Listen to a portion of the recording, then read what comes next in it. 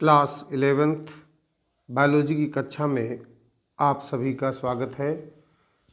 Part first में हमने आपको morphology of flowering plants, Pushpi पादपों की आकारिकी के बारे में समझाया था और बताया था कि मॉर्फोलॉजी क्या है, और जिसमें हमने आपको बताया था कि वनस्पति विज्ञान की वह शाखा जिसके अंतर्गत पादपों की बाह्य संरचना, आकार, आकृति एवं पादप अंगों के संबंधों का अध्ययन किया जाता है, मॉर्फोलॉजी ऑफ प्लांट्स या पादप आकारिकी कहलाती है।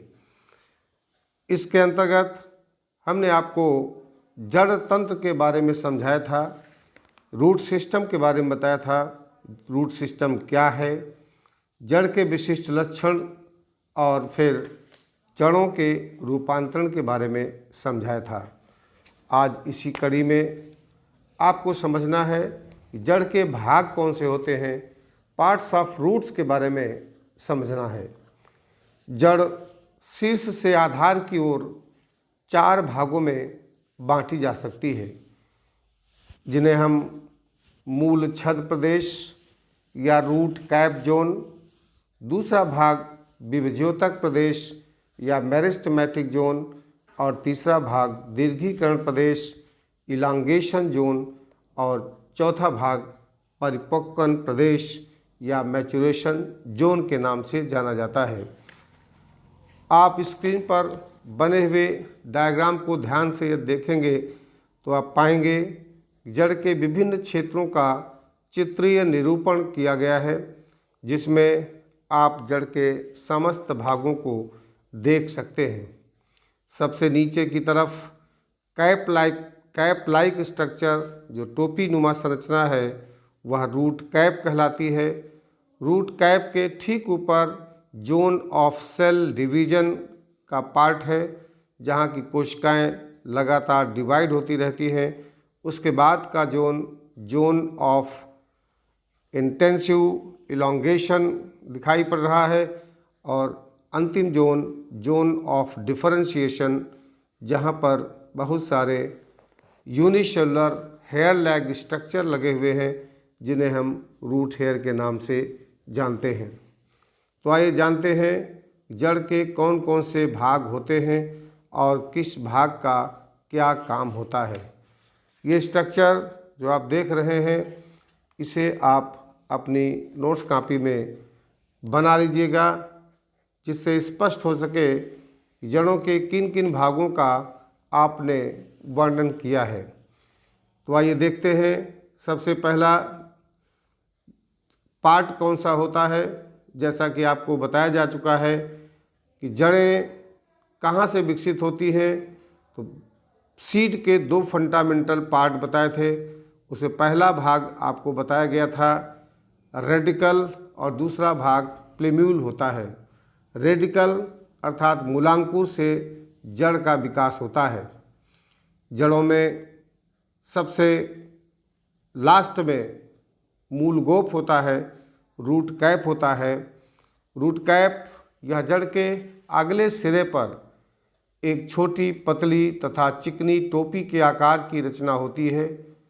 यह जड़ों की स्थित कोमल कोशिकाओं को या जड़ के सिरों पर स्थित कोमल कोशिकाओं को नष्ट होने से बचाता है। जैसा कि आप जानते हैं, जड़ में वृद्धि होती है और जड़ वृद्धि करके ज़मीन में अंदर की तरफ जाती है। ज़मीन में अंदर की तरफ जाने पर जड़ की कोशिकाएं जो अंतिम में होती हैं, बहुत सॉफ्ट होती हैं, कोमल होती हैं। उनकी सुरक्षा के लिए एक कैप जैसी रचना बन जाती है, जिससे जड़ को रगड़ से बचाव करती है। यह समरूपी कोशिकाओं से निर्मित टोपी जैसी रचना है। यह रचना वृद्धि प्रदेश के शीर्ष सिरे ग्रोविंग पॉइंट पर रक्षात्मक आवरण यानी प्रोटेक्टिव कवरिंग बनाती है। मूल छद प्रदेश का निर्माण विभज्योतकी प्रदेश यानी मेरिस्टेमेटिक जोन के निचले सिरे पर स्थित कैलिप्ट्रॉन कोशिकाओं के एक समूह से होता है। रूट कैप वृद्धि प्रदेश के शीर्ष को मिट्टी के कणों की चोट से बचाता है या मिट्टी के कणों की रगड़ से बचाता है। दूसरा भाग आता है कोशिका निर्माण प्रदेश, जोन ऑफ सेल फॉर्मेशन। मूल गोप के ठीक पीछे शीर्षस्थ विभज्योतक यानी एपिकल मेरिस्टम होता है, जिसमें निरंतर कोशिका विभाजन के द्वारा नई कोशिकाओं की उत्पत्ति होती रहती है। इसलिए हम इसे विभज्योतक प्रदेश या मेरिस्टमेटिक जोन के नाम से जानते हैं।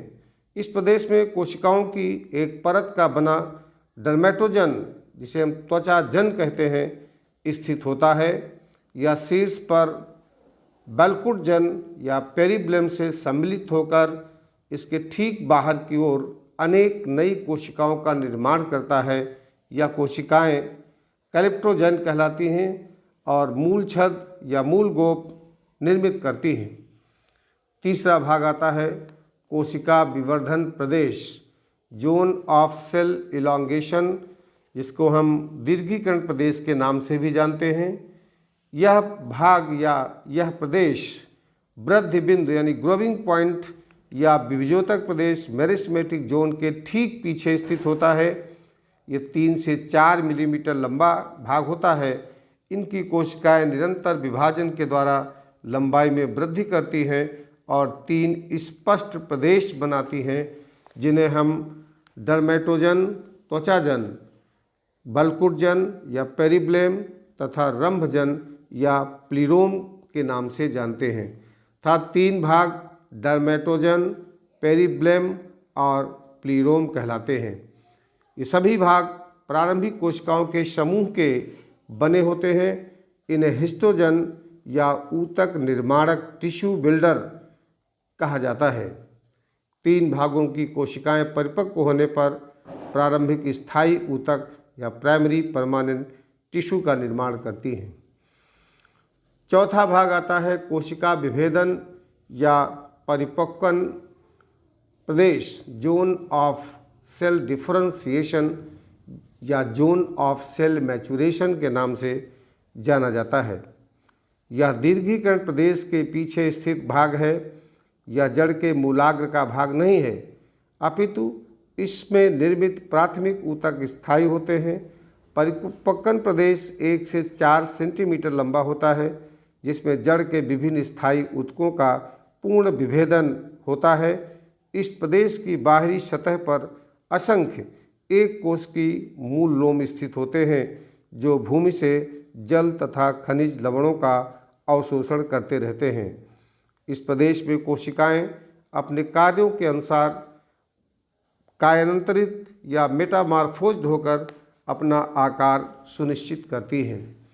इस तरह से आपने देखा कि जड़ को यदि अध्ययन किया जाए तो जड़ के 4 भाग स्पष्ट रूप से दिखाई पड़ते हैं, जिन्हें हम root cap, zone of cell formation, zone of cell elongation और जोन ऑफ सेल डिफरेंशिएशन या फिर जोन ऑफ सेल मैचुरेशन के नाम से जानते हैं। इस प्रकार से आपने जड़ के बारे में जानकारी हासिल की। जड़ क्या है, जड़ का विकास कहाँ से होता है और जड़ों के विशिष्ट लक्षण क्या हैं। अब इसके बाद बारी आती है तने की, स्टेम की। अब आज हम समझेंगे कि तना क्या होता है और तने का विकास कैसे होता है और किस प्रकार से तने के रूपांतरण होते हैं, अर्थात तने रूपांतरित होकर किन किन रूपों में आ सकते हैं। तो आप समझेंगे हम मॉर्फोलॉजी ऑफ स्टेम या तने की आकारिकी के बारे में। तना क्या है? तना भ्रूण के प्रांकुर या प्लेम्यूल से विकसित होता है। जैसा कि आपको बताया जा चुका है कि बीज के 2 फंडामेंटल पार्ट्स होते हैं, एक को मूलांकुर और दूसरे को प्रांकुर कहते हैं। मूलांकुर के द्वारा जड़ का विकास और प्रांकुर के द्वारा तने का विकास होता है। तना पौधे का वायवी भाग होता है, जिस पर शाखाएं, पत्तियां, फूल तथा फल लगते हैं। तने का प्रमुख कार्य शाखाओं को फैलाना, पत्ती, फूल तथा फल को संभाले रखना होता है। यह जल, खनिज लवण तथा प्रकाश संश्लेषी पदार्थों का संवहन करता है। इसके बाद आता है कि तने कितने प्रकार के हो सकते हैं। तनों के प्रकार या फॉर्म्स ऑफ स्टेम के बारे में यदि हम अध्ययन करें तो पाते हैं कि तने 3 तरह से दिखाई पड़ते हैं। पहला तना शाकीय तना होता है, हर्बेशियस सिस्टम होता है। यह तना दुर्बल और कोमल होता है तथा सामान्यतः हरे रंग का होता है। इस प्रकार का तना शाक यानी हर्ष में पाया जाता है। हर्ष का मतलब ज़्यादातर फसलें जिन्हें हम अन्न उत्पादन के लिए उगाते हैं, प्रायः सभी फसलें हर्बेशियस होती हैं, शाकी होती हैं। इनका तना बहुत मजबूत नहीं होता है। दूसरा आता है काष्ठीय तना, वुडी स्टेम। ऐसे तने बहुवर्षीय पौधों में पाए जाते हैं। ये काष्ठीय और मजबूत होते हैं तथा वर्षों तक जीवित रहते हैं।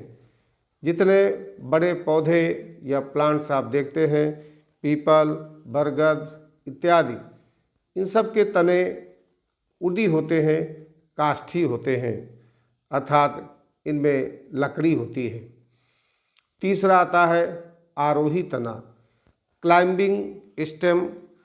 आरोही तना से तात्पर्य है कि ऐसे तने जब किसी आधार के सहारे ऊपर की तरफ चलते हैं या आरोह करते हैं, आरोह करने के कारण ही इन तने को हम आरोही तनों के नाम से जानते हैं। अब आरोही तने में बहुत सारे पार्ट हो सकते हैं। इन सभी पार्ट्स को हमें ध्यान से समझना होगा। सबसे पहला आता है हुक आरोही। हुक का मतलब इसमें हुक जैसी रचना होती है और इसी रचना के कारण ये अन्य पौधों पर चढ़ने के लिए तैयार रहते हैं, जैसे कि कैलमस, और कभी कभी मुड़े हुए कांटे भी पाए जाते हैं, जैसे आपने वैगनविलिया के पौधों में देखा होगा कि उसमें कांटे मुड़े हुए पाए जाते हैं। दूसरा होता मूल आरोही या जिसे हम रूट क्लाइंबर कहते हैं। इस प्रकार के तनों में पर्व यानी नोट्स से अपस्थानिक जड़ें एडवेंटिटियस रूट्स विकसित होती हैं जो ऊपर की ओर वृद्धि करती हैं, जिससे आरोही पौधे ऊपर की ओर चढ़ते हैं। जैसे पान में पाइपर बिटल, पान इसका सबसे बढ़िया उदाहरण होता है जो कि एक रूट क्लाइंबर होता है। अगला आता है तंतु आरोही या टेंड्रिल क्लाइंबर। इस प्रकार के तनों में आरोहण के लिए तंतु या टेंड्रिल पाए जाते हैं, इसीलिए इनको हम टेंड्रिल क्लाइंबर के नाम से जानते हैं। ये टेंड्रिल पौधे के ऊपर चढ़ने में सहायता पहुंचाते हैं। ये धागे समान रचनाएं होती हैं। बहुत सारे तनों में आपने इन टेंड्रिल्स को देखा होगा। अगला आता है कंटक आरोही, थॉर्न क्लाइंबर। इस प्रकार के तने में आरोहण कांटों के माध्यम से होता है। तनों में कांटे पाए जाते हैं और इन्हीं कांटों के सहारे ये तने ऊपर की ओर वृद्धि करते हैं, ऊपर की ओर चलते हैं। जैसे कि बरबेरी में कंटक आरोही तना होता है, थॉर्न क्लाइंबर होता है। स्तंभ आरोही या स्टेम क्लाइंबर, इसमें तना ही दूसरे आधार के साथ लिपट कर ऊपर की ओर चढ़ता है। पान इसका सबसे बढ़िया उदाहरण है। कंटक आरोही के बाद आता है स्तंभ आरोही। स्तंभ आरोही आपने पढ़ा कि तना दूसरे आधार के साथ लिपट कर चढ़ता है, जैसे पान में। अब आता है तने के रूपांतरण, मॉडिफिकेशन ऑफ स्टेम। जैसे कि आपने मॉडिफिकेशन ऑफ रूट्स पढ़ा है, वैसे ही मॉडिफिकेशन ऑफ स्टेम तनों के रूपांतरण भी होते हैं। तनों में मुख्य रूप से 3 प्रकार के रूपांतरण देखने को मिलते हैं। उनमें पहला है भूमिगत रूपांतरण। तनों के भूमिगत रूपांतरण, अंडरग्राउंड मॉडिफिकेशन ऑफ स्टेम। इस प्रकार का रूपांतरण प्रायः भोजन संचयन अथवा वर्धी प्रजनन के लिए होता है। इस प्रकार के तने भोजन संचय के कारण फूलकर मोटे हो जाते हैं। मुख्यतः इनमें हरे रंग का अभाव होता है तथा नोड्स और इंटरनोड्स तथा स्केल लीव्स, बड्स तथा शाखाएं आदि पाई जाती हैं। भोजन संचय भिन्न भिन्न भागों में होने के कारण भूमिगत तनों को पुनः कई भागों में बांटा जा सकता है। सबसे पहला आता है ट्यूबर। भूमि के अंदर शाखाओं के सिरे फूलकर गोलाकार हो जाते हैं। इनमें आइज या आँखें मिलती हैं जो वास्तव में कक्षस्थ कलिकाएं होती हैं। आँखें सल्क पत्रों से ढकी रहती हैं और इसका सबसे बढ़िया उदाहरण आलू, सोलेनम ट्यूबरोसम इसका बॉटैनिकल नेम होता है।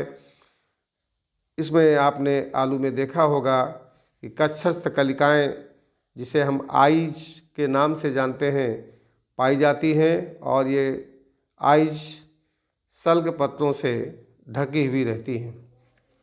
कंद के बाद अगला रूपांतरण आता है प्रकंद। इसको ध्यान से समझिएगा। बहुत सारे बच्चे इन तनों को जड़ समझते हैं, लेकिन वास्तव में ये तने होते हैं। दूसरा आता है प्रकंद, जिसे हम राइजोम के नाम से जानते हैं। राइजोम, ये तने भूमि के नीचे क्षैतिज अवस्था में होते हैं और मांसल होते हैं। इनमें छोटे छोटे पर्व पाए जाते हैं तथा पर्व संधियाँ सल्क पत्रों से ढकी हुई रहती हैं, जैसे अदरक, जिंजिबर, ऑप्शनल इसका सबसे बढ़िया एग्जाम्पल होता है। तो अदरक एक प्रकार का तना है, इस राइजोम कहलाता है। इसी प्रकार हल्दी भी इसी प्रकार का तना होता है, राइजोम होता है, प्रकंद होता है। उसके बाद आता है घनकंद, जिसे हम कार्म के नाम से जानते हैं। घनकंद या कार्म इस प्रकार के तने मृदा में एक विशिष्ट गहराई पर ऊर्ध्वाधर वृद्धि करते हैं तथा भोजन संचय के कारण फूलकर शंक्वाकार, बेलनाकार या फिर चपटे हो जाते हैं। इसके प्रत्येक पर्व पर सल्गपत्र तथा सल्गपत्रों के कक्ष से कक्षीय कलिकाएं निकलकर या उत्पन्न होकर वृद्धि के उपरांत संतति घनकंद का निर्माण करती हैं। इनकी शीर्षस्थ कलिका आकार में बड़ी होती है। इसके अंतर्गत अरबी, जिसे हम कोलोकेशिया एस्कुलेंटा के नाम से जानते हैं, इस प्रकार के तने के अंतर्गत आता है। घनकंद या कार्म कहलाता है। अगला आता है शल्ककंद। शल्ककंद को हम बल्ब के नाम से जानते हैं। वास्तव में शल्ककंद दो प्रकार के होते हैं, एक सरल होते हैं और दूसरा पत्ती जैसे होते हैं। सरल शल्ककंद को हम ट्यूनिकेटेड शल्ककंद या ट्यूनिकेटेड बल्ब्स के नाम से जानते हैं और दूसरा जो पत्ती जैसा शल्ककंद होता है उसे हम स्केली बल्ब के नाम से जानते हैं। शल्ककंद, इसमें तना डिस्क के समान होता है और उसके चारों तरफ मांसल शल्कपत्र पाए जाते हैं। प्याज, ऑनियन, जिसे हम एलियम सीपा के नाम से जानते हैं, प्याज सरल या ट्यूनिकेटेड शल्ककंद का उदाहरण है। इसी प्रकार लहसुन, जिसे हम एलियम सटाइवम के नाम से जानते हैं, यह भी ट्यूनिकेटेड शल्ककंद या सरल शल्ककंद का उदाहरण है। जबकि स्केली बल्ब या पत्ती सदस्य शल्ककंद का उदाहरण लिली होता है। इस प्रकार से पहले प्रकार का रूपांतरण तनों का, जिसे हम भूमिगत रूपांतरण या अंडरग्राउंड मॉडिफिकेशन कहते हैं, आपने समझ लिया होगा। इनके डायग्राम ट्यूबर का बना हुआ है, राइजोम का बना हुआ है। इसे आप साथ में बनाते चलिएगा। दूसरा आता है अर्धवायवीय रूपांतरण या सब एरियल मॉडिफिकेशन। यह भी महत्वपूर्ण रूपांतरण होता है। इसके भी कई पार्ट होते हैं। उसमें पहला आता है ऊपरी भूस्तारी, जिसे हम रनर के नाम से जानते हैं। अर्धवायवीय रूपांतरण का मतलब सब एरियल मॉडिफिकेशन से है। सबसे पहला ऊपरी भूस्तारी या रनर, ये तने लंबे होकर भूमि की सतह पर फैल जाते हैं। इनमें ऊपर की ओर पत्ती निकलती है तथा पर्व संधियों से रूट्स या जड़ों का विकास होता है, जैसे दूब घास, साइनोडॉन डैक्टिलियन इसका सबसे बढ़िया उदाहरण है। साइनोडॉन डैक्टिलियन या खट्टी बूटी, जिसे हम आक्जेलिस कहते हैं, एक प्रकार का अर्धवायवीय रूपांतरण होता है और इसे हम ऊपर भूस्तारी तना के नाम से जानते हैं। दूसरा आता है भूस्तारी या स्टोलन। भूस्तारी में तने की शाखाएं मोटी होती हैं तथा तने संघनित होकर अनेक दिशाओं में निकल जाते हैं। कुछ समय तक वृद्धि के होने के उपरांत इनमें धाग आगे के सिरे ऊपर की ओर निकलते हैं, जैसे स्ट्रॉबेरी में और कोलोकेशिया या घुइयाँ में इस प्रकार का तना पाया जाता है। इसके अलावा पेपरमिंट और चमेली में भी इसी प्रकार का स्टोलन स्टेम पाया जाता है। स्ट्रॉबेरी को हम फ्रैगरेरिया वेस्का के नाम से जानते हैं। अगला आता है ऑफसेट या भूस्तारिका। थोड़ा थोड़ा सा डिफरेंस होता है सभी तनों में। भूस्तारिका या ऑफसेट में तने सामान्यतः ये जलीय पौधों में पाए जाते हैं।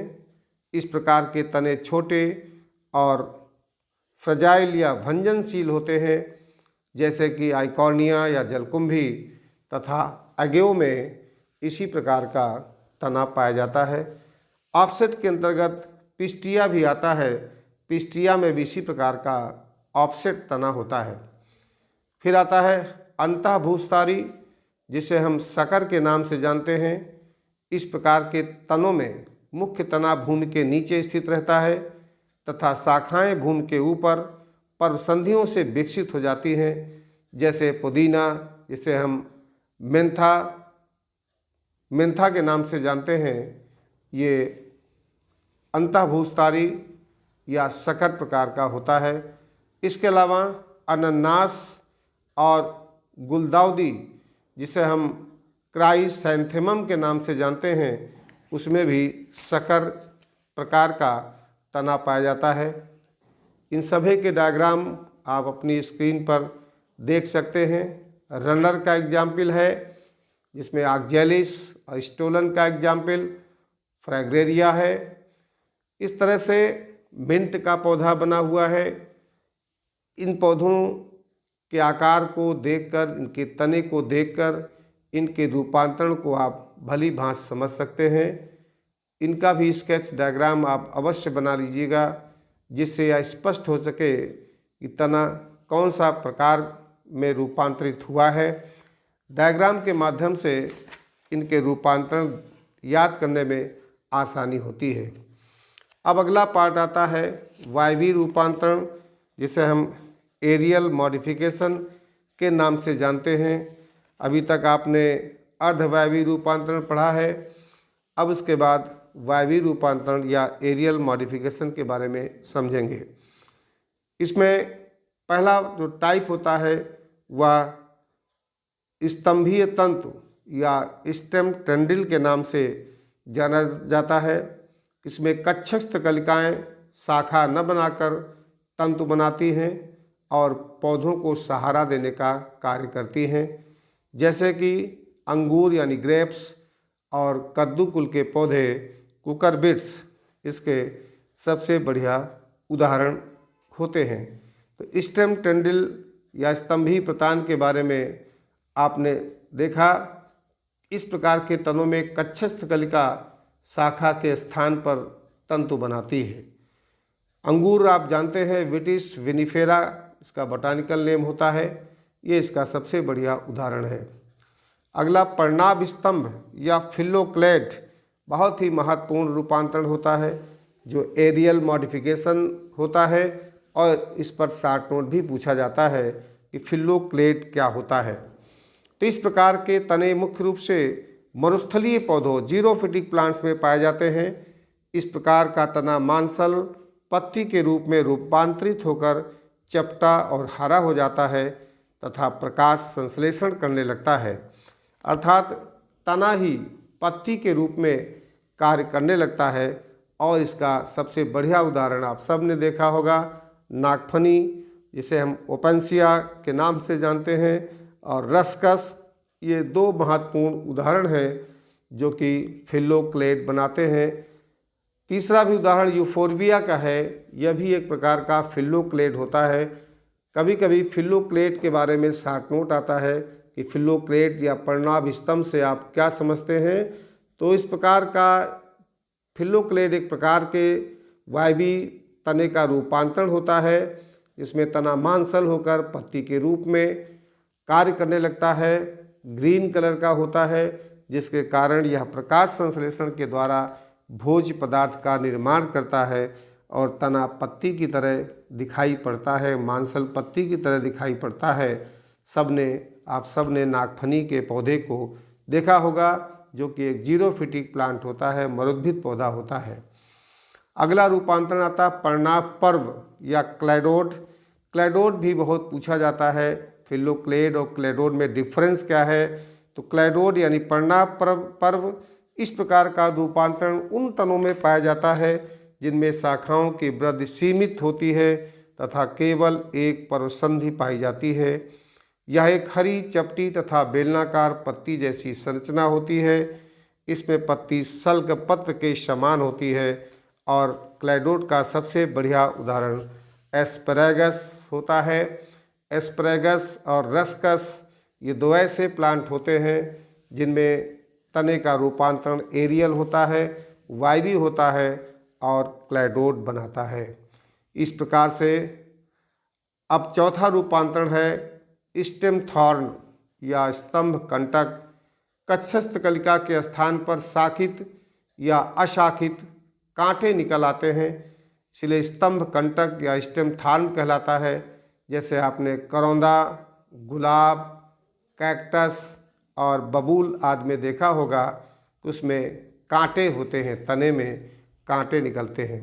इस प्रकार से स्टेम टेंडिल का डायग्राम आप देख रहे हैं। और इधर दाहिनी तरफ फिल्लोक्लेट के रूप में ओपेंसिया नागफनी बनाया गया है और क्लैडोड के रूप में एस्पैरागस का तना बनाया गया है। इन डायग्राम से आप इसके रूपांतरण को भली भांति समझ सकते हैं।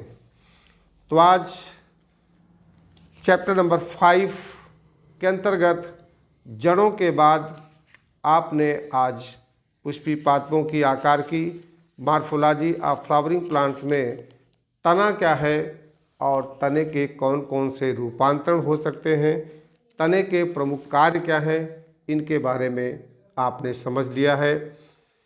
अब अगले वीडियो के माध्यम से हम पत्तियों के बारे में चर्चा करेंगे।